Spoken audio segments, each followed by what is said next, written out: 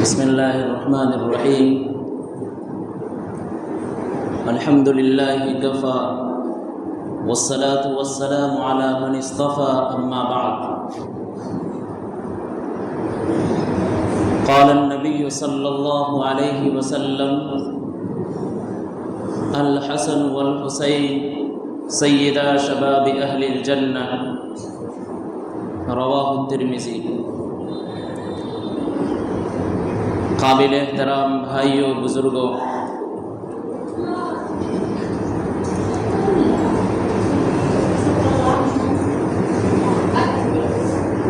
آج عاشورہ کا دن ہے اور یہ دن اسلامی سال کے ابتدائی مہینوں کا حصہ ہے اور اسی سے سال کی ابتدا ہوتی ہے، یعنی محرم الحرام کے مہینے سے سال کی ابتدا ہوتی ہے اور سال کی انتہا بھی ایک عظیم کارناموں پر ہوتی ہے جسے ہم قربانی کے نام سے جانتے ہیں، جو مرحلہ ہم اور آپ نے گزار دیا اور یہ ایک نیا سال جو شروع ہوا ہے، یہ بھی ایک عظیم کارنامے کی ابتدا سے شروع ہوتا ہے اور سال کا ختم ہونا اور نئے سال کا سایہ فگن ہونا یہ خوشی کا موقع نہیں ہوتا ہے، بلکہ اپنے اعمال کے احتساب کا موقع ہوتا ہے کہ ہمارا جو سال پیچھے گزرا ہے اس میں ہم نے کیا کھویا اور کیا پایا۔ اگر ہم اس سال جو گزر گیا ہے ان گزرے ہوئے زندگیوں کا احتساب کریں، حساب کریں کہ خود ہمارا اپنی ذاتی فائدہ کیا ہوا ہے اور ذاتی نقصان کیا ہوا ہے، کیا ہم نے اس میں کچھ کار خیر انجام دیے یا نہیں، ہم نے کسی دوسرے کو بھلائی پہنچائی یا نہیں، ہم نے کسی کو اچھے کام کا راستہ دکھلایا یا نہیں دکھلایا، ہم نے کس کو برائی سے روکا یا نہیں روکا، خود کو اپنے آپ کو روکا برائی سے یا نہیں روکا، اور بھی مختلف باتیں ہیں۔ ان سب کے احتساب کا اور حساب و کتاب کا موقع ہوتا ہے۔ یہ ماہ محرم جسے ہم اور آپ صرف اس وجہ سے جانتے ہیں کہ اس میں سیدنا حسین رضی اللہ تعالیٰ عنہ کی شہادت ہوئی اور سیدنا حسین رضی اللہ تعالیٰ عنہ کی شہادت کی وجہ سے ماہ محرم کی جو فضیلت آئی ہے وہ انہی کی وجہ سے ہے۔ میرے بھائی، ایسا نہیں ہے، بلکہ ماہ محرم کی فضیلت اور اہمیت روز اول ہی سے ہے۔ حضرت حسین رضی اللہ تعالیٰ عنہ کی شہادت بعد میں ہوئی ہے اور مہینے کی فضیلت اپنی جگہ مستحکم ہے، برقرار ہے، اور سیدنا حسین رضی اللہ تعالیٰ عنہ کی شہادت کی فضیلت اپنی جگہ مستحکم اور برقرار ہے۔ آقا صلی اللہ علیہ وسلم کے نواسے 3 تھے اور 3 میں سے 2 زیادہ مشہور ہوئے۔ ان میں سے حضرت حسین رضی اللہ تعالیٰ عنہ اور حضرت حسن رضی اللہ تعالیٰ عنہ بہت زیادہ مشہور ہوئے۔ تیسرے حضرت محسن رضی اللہ تعالیٰ عنہ تھے جن کو بہت سے لوگ جانتے بھی نہیں، اور حضرت حسنین کریمین کے دونوں کے 2 قربانی 2 پہلو سے ہے۔ ان میں سے سیدنا حسن رضی اللہ تعالیٰ عنہ کی قربانی بھی عظیم حیثیت رکھتی ہے کہ جب خلافت حضرت معاویہ رضی اللہ تعالیٰ عنہ کے خلافت کا موقع اور ان کو خلافت سونپنے کا موقع آیا، اور بات آئی گئی یہاں تک کہ بعد جنگ کی صورت اختیار کر لی، اور دونوں فریقین ایک جگہ جمع ہوئے، حضرت معاویہ کے لشکر بھی اور حضرت حسن کے لشکر بھی ایک جگہ جمع ہو گئے مقابلے کے لیے۔ پھر حضرت حسن رضی اللہ تعالیٰ عنہ نے کہا اور سوچا کہ آخر چاہے ہمارے طرف سے قتل و غارت گری ہو یا حضرت معاویہ کے طرف سے کوئی مسلمان مارے جائے، کاٹے جائے، آخر کسی بھی جانب سے مسلمان کو تکلیف پہنچے گی، ظلم ہوگا مسلمانوں پر، تو آخر کار مسلمان ہی تو ہے۔ تو حضرت حسن رضی اللہ تعالیٰ عنہ نے اپنا قدم پیچھے کر لیا اور اس جنگ کو وہیں پر ختم کر دیا، اور یہ بھی جنگ اور یہ بھی پیچھے ہٹنا یہ اللہ کے رسول علیہ السلام کی بشارت کی پیش نظر تھی۔ اللہ کے رسول صلی اللہ علیہ وسلم نے حضرت حسن جب چھوٹے تھے اسی وقت میں آقا صلی اللہ علیہ وسلم نے کہا تھا کہ یہ بچہ ایک عظیم قربانی کو انجام دے گا، اور ان کی قربانی یہ تھی حضرت حسن رضی اللہ تعالی عنہ کی۔ آگے چل کر حضرت حسین رضی اللہ تعالی عنہ کی قربانی جو ہے وہ بھی ایک لمبی تفصیل ہے، لیکن میں مختصر بتاتا ہوں کہ جب حضرت حسین رضی اللہ تعالی عنہ کا دور آیا تو اس وقت حضرت معاویہ کے صاحبزادے یزید جو خلافت کے لیے آمادہ ہوئے اور خلافت کے دعوے دار ہوئے، اور مناسب نہیں سمجھا گیا کہ یزید کے ہاتھ میں خلافت دی جائے۔ جب مناسب نہیں سمجھا گیا، بس یہیں سے وہ کارنامہ شروع ہوتا ہے کہ اگر یزید کے ہاتھ میں خلافت سونپی جائے تو اسلام کا بھلا تو نہیں ہو سکتا، برا ہو سکتا ہے۔ اور بھی بہت ساری باتیں تھیں جن باتوں نے ایک جنگ کی صورت اور رخ اختیار کر لی، اور وہ رخ کربلا تک جا پہنچا، یہاں تک کہ سیدنا حسین رضی اللہ تعالی عنہ کی شہادت ہوئی، اہل خانہ کی شہادت ہوئی، اپنے بیٹوں کی قربانی دی۔ حضرت حسین رضی اللہ تعالی عنہ نے علی اصغر جو ان کے شیر خوار بچے تھے، جب دشمنوں نے حضرت علی اصغر پر نیزہ مارا، تیر مارا، تو ان کا خون جو حضرت علی اصغر پر لگا اور ان کے اندر سے جو خون نکلا وہ حضرت حسین کے کپڑوں پر، قمیص پر پڑا۔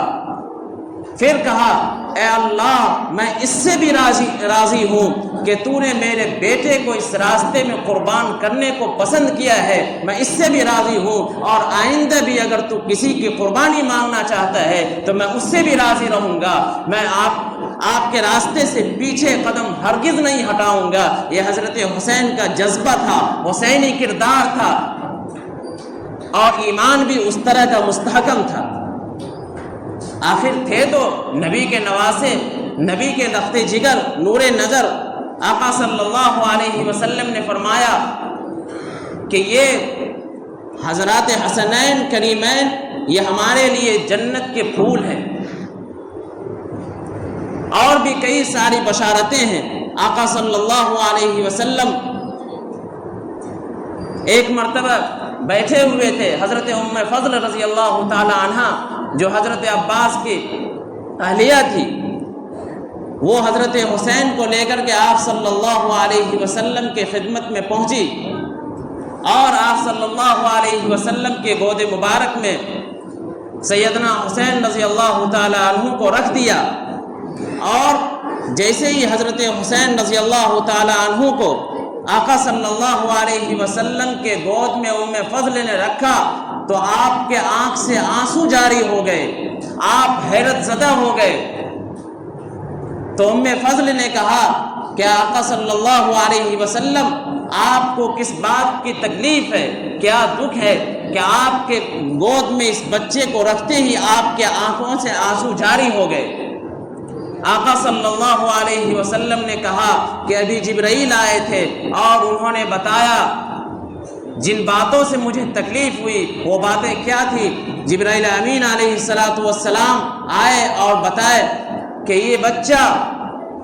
جو آپ کا نواسہ ہے، نور نظر ہے، لخت جگر ہے، اس کو آپ کی امت ہی اس کو قتل کرے گی، اس بات سے مجھ کو تکلیف ہے اور میں غمگین ہوں، رنج ہوں۔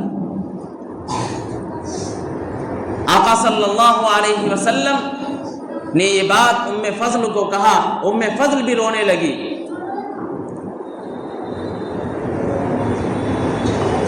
جو دل کا ٹکڑا اور دل کے ٹکڑے کے بارے میں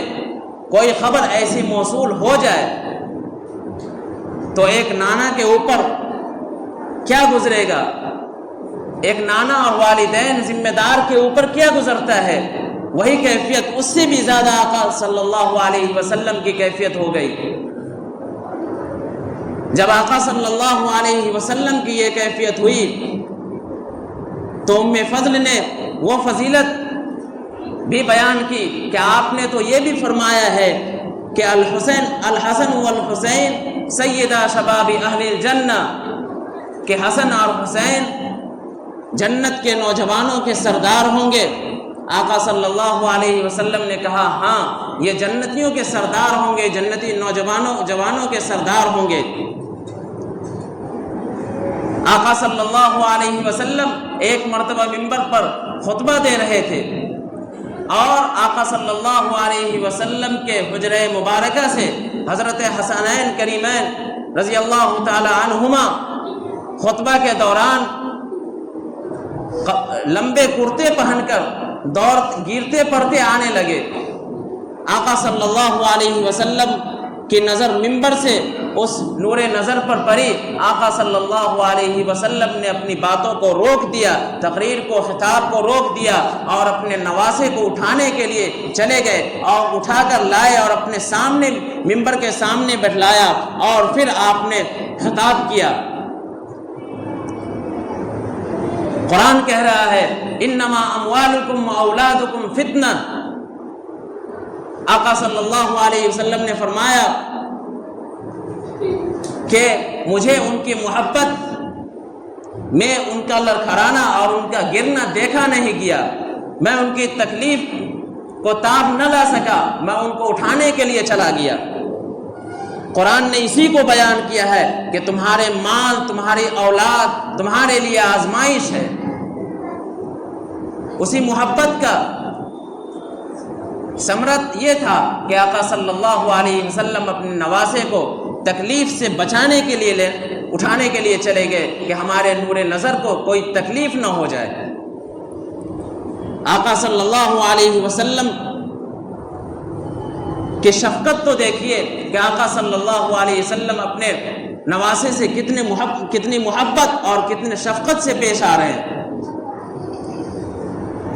آقا صلی اللہ علیہ وسلم ایک مرتبہ ظہر یا عصر کی نماز پڑھانے کے لیے تشریف لے جا رہے ہیں اور اپنے ساتھ حضرت حسین رضی اللہ تعالی عنہ کو لے گئے اور جہاں پر آپ نے امامت فرمائی وہاں پر اپنے بغل میں، اپنے مصلی کے بغل میں حضرت حسین کو بٹھایا اور حضرت حسین بیٹھے ہوئے تھے۔ جب آپ صلی اللہ علیہ وسلم سجدہ میں گئے تو سجدہ میں جیسے ہی گئے ویسے ہی آپ صلی اللہ علیہ وسلم کے پشت مبارک پر، پیٹھ پر آپ کے نواسے حضرت حسین رضی اللہ تعالی عنہ سوار ہو گئے، بیٹھ گئے۔ آپ صلی اللہ علیہ وسلم نے ان کے بیٹھنے کی وجہ سے سجدہ کو لمبا کر دیا۔ اب ایک آدمی نے سر اٹھا کر دیکھا کہ آخر آپ صلی اللہ علیہ وسلم سجدہ کو اتنا لمبا کیوں فرما رہے ہیں؟ جب آپ سجدہ سے اٹھے، نماز پوری کی تو صحابہ کرام نے عرض کیا یا رسول اللہ کیا نماز میں کوئی حکم نازل ہوا ہے؟ کوئی وحی نازل ہو رہی تھی جو آپ نے ایسا سجدہ کیا کہ اس سے پہلے اتنا لمبا سجدہ کبھی نہیں کیا۔ تو آقا صلی اللہ علیہ وسلم نے جواب دیا کہ میں جب سجدے میں تھا تو میرے نواسے، میرے نور نظر میرے اوپر سوار ہو گئے تھے، میں مناسب نہیں سمجھا کہ اس کو چند منٹوں میں نیچے اتار دوں، اور وہ تکلیف سے اور گھبراہٹ سے رونے لگے، مجھے یہ برداشت نہیں ہوئی، اس لیے میں نے سجدہ کو لمبا کر دیا تاکہ وہ بھرپور پورے شوق کے ساتھ بیٹھ سکے، اور جب خود سے اتر جائے تب میں سجدہ سے اٹھ جاؤں گا۔ ایک صحابی حضور اکرم صلی اللہ علیہ وسلم کے یہاں رات میں تشریف لے گئے، اور آپ علیہ الصلوۃ والسلام اپنے اوپر کچھ اور رکھے تھے۔ وہ صحابی فرماتے ہیں کہ جب میں رسول اکرم صلی اللہ علیہ وسلم کو دیکھا تو مجھے عجیب سی محسوس ہوئی کہ آخر آپ صلی اللہ علیہ وسلم کون سی چیز اور رکھے ہیں، یا کون سا سامان اپنے پشت مبارک پر، پیٹھ پر رکھے ہیں جو مجھے صاف نظر نہیں آ رہی ہے۔ پھر آقا صلی اللہ علیہ وسلم جب باہر تشریف لائے تو میں نے دیکھا کہ آپ علیہ الصلوۃ والسلام اپنے پشت مبارک پر اپنے نواسے حضرت حسنین کریمین کو سوار کیے ہوئے ہیں اور اوپر سے چادر اوڑھے ہوئے ہیں۔ ایک نانا کا اپنے نواسے سے یہ محبت، اور ہر محاذ پر آپ نے محبت کی، کسی محاذ پر آپ نے اپنے نواسے کو مایوس نہیں کیا، غمگین نہیں کیا۔ یہ ایک نانا کی محبت اپنے نواسے کے حق میں ہوا کرتا ہے۔ عرض یہ کرنا ہے کہ حضرت حسین رضی اللہ تعالی عنہ کی شہادت صرف شہادت نہیں ہوئی، بلکہ وہ دین اسلام کی سربلندی اور سرفروشی کے لیے انہوں نے اپنے آپ کو قربان کیا، قربانی کے لیے پیش کیا۔ پھر بھی ان کے ماننے والے جو غلط عقیدہ رکھتے ہیں وہ یہ سمجھتے ہیں کہ حضرت حسین کو زبردستی قربان کیا گیا۔ میرے بھائی، قربان تو کیا گیا، لیکن یہ بھی سمجھنے کی بات ہے کہ وہ کس لیے قربان ہوئے۔ وہ اللہ کے دین کو بلند کرنے کے لیے، اعلاء کلمت اللہ کے لیے قربان کیے گئے، قربان ہوئے، اور انہوں نے اپنے آپ کو قربانی کے لیے پیش کیا۔ وہ اپنے آپ کو قربانی سے قدم کو پیچھے نہیں ہٹایا۔ اگر آپ بھی حسینی ہیں، اگر حسین سے محبت کرتے ہیں تو یہ محبت کا نتیجہ نہیں ہے کہ آپ تعزیہ بنائے، تعزیہ کے پیچھے ڈھول بجائے، تاشے بجائے، اپنی عورتوں کو بے پردہ لے کر گھومتے رہیں، تعزیوں کے پیچھے، تعزیوں سے منت مانے، ادھر ادھر سے منت مانے، اور آپ بدعقیدگی کا شکار ہو۔ میرے بھائی، یہ حسینی کردار نہیں ہے۔ اگر آپ حسینی ہے، پکے حسینی ہے، تو آپ جناب سیدنا حسین رضی اللہ تعالی عنہ کی سیرت کو پڑھیے، اور نہیں پڑھنا جانتے ہیں تو آپ علماء سے پوچھئے، حفاظ سے پوچھئے، جو جانتے ہیں ان سے پوچھئے، حسینی کردار کو سمجھئے کہ وہ کیا کرتے تھے، ان کا اعمال کیا تھا، ان کے ایمان کس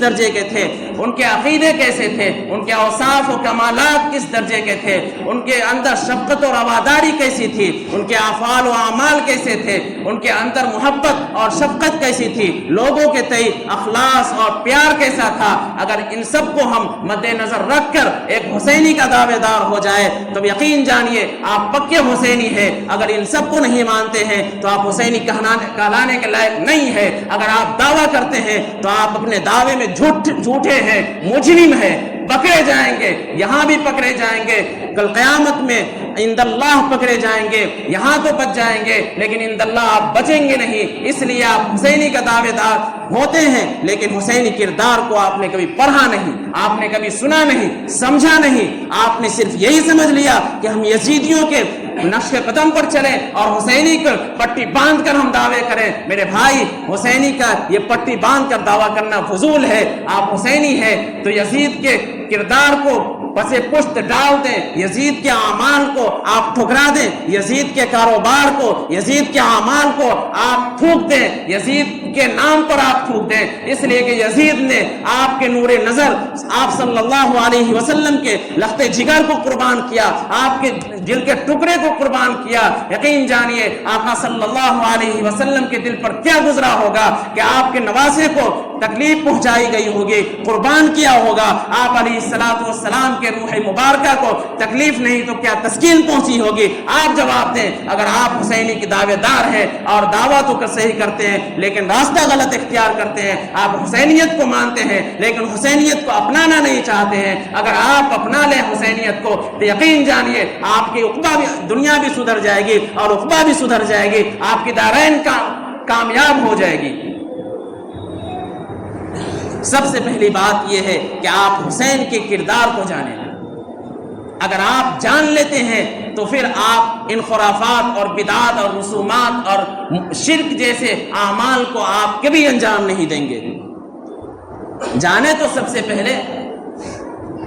آپ بھی غلط کرتے ہیں، اپنی اولاد کو بھی غلط کا حکم دیتے ہیں، اپنی آنے والی نسلوں کو بھی غلط کا حکم دیتے ہیں، اور آپ کی نسل یہ بھی کہتی ہے کہ ہمارے باپ نے کیا، ہمارے دادا نے کیا، ہمارے پردادا نے کیا، ہماری نسلوں نے کیا ہے، ہمارے آبا و اجداد نے کیا ہے، ہمارے پرکھوں نے کیا ہے۔ یقین جانیے آپ کے آبا و اجداد، آپ کے والد، آپ کے دادا نے، آپ کے اجداد نے، آپ کی نسلوں نے اگر غلط کیا ہے تو آپ کی نسلیں مجرم ہے، آپ بھی مجرم ہے۔ اگر آپ بھی غلط کرتے ہیں تو آپ کے ذمہ دار، غلط کے ذمہ دار آپ کے والد ہوں گے، آپ کے والد کے غلط کے ذمہ دار آپ کے دادا ہوں گے، آپ کے دادا کے غلط کے ذمہ دار آپ کے پردادا ہوں گے۔ آپ کی نسل جہاں تک غلط کی رسومات کو ابتدا سے انتہا تک لے آ رہی ہے اور شروعات جہاں سے کی ہے وہاں تک یہ برائی کا گناہ اور وبال پہنچے گا اور قبر میں ان کو عذاب ہوگا۔ آپ کیا سمجھتے ہیں کہ ہم حسینی کا دعوے دار ہو کر ہم اپنے آبا و اجداد کے روحوں کو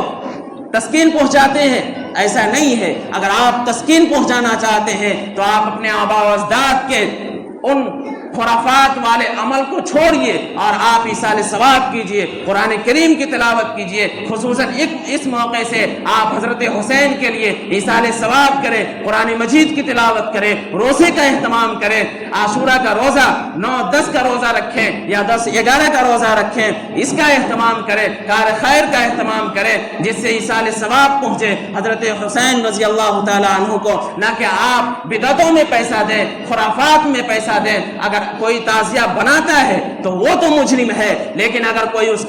کا تعاون کرتا ہے وہ بھی اسی درجے کا مجرم ہے، اگر کوئی دیکھتا ہے تو وہ بھی مجرم ہے، اگر کوئی اس میں شامل ہوتا ہے وہ بھی مجرم ہے، اگر اس کے محلے والے اگر اس کو دیکھ کر اس برائی کو روکنے کی سکت نہیں رکھتے ہیں اور اپنے آپ کو ایک عورت صفت انسان مانتے ہیں، اس برائی کو نہیں روک سکتے ہیں، تو یقین جانیے آپ بھی مجرم ہے۔ مسلم شریف میں کہا گیا کلکم رائن وکلکم مسئول عن رعیتہ، کہ آپ اگر غلط کرتے ہیں، آپ کے اگر ماتحت غلط کرتے ہیں تو آپ سے سوال ہوگا آپ کے ماتحتوں کے بارے میں۔ صرف یہی نہیں ہے کہ آپ نے تعلیم نہیں دی اپنے ماتحتوں کو تو آپ سے پوچھ ہوگا، بلکہ آپ کے ماتحت اگر غلط کرتے ہیں تو آپ اس پر نکیر کیجئے، اس کے ہاتھ کو ادھر سے ہٹائیے، اس کو روکیے۔ یہ بھی ایک اسی حدیث کے مصداق ہے۔